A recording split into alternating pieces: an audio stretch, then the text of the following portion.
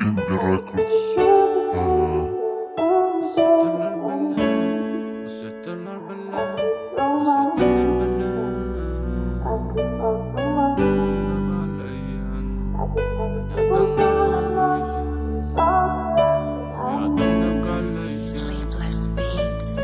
Settirler bilen, yadımda kalayın.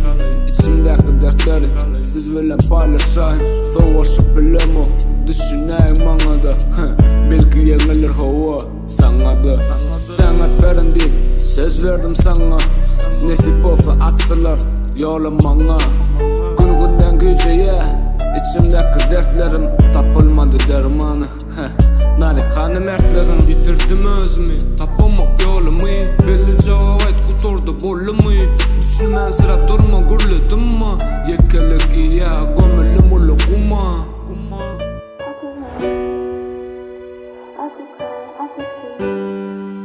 Indie Records.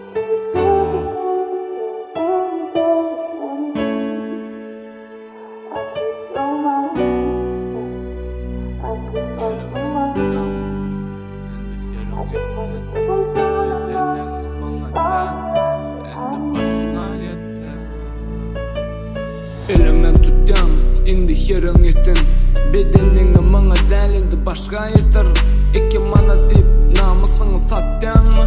Aydan namusunu çırşanına değen mi? Sana farkı yok, yaşı ulumı kiçi. Sana farkı yok, ölmeye maşinin içi. Sana indi yalan mı? Günde biri arın. Kanı gülüm, kanı namusun arın. Yitirdim özümü, tapamak yolumu.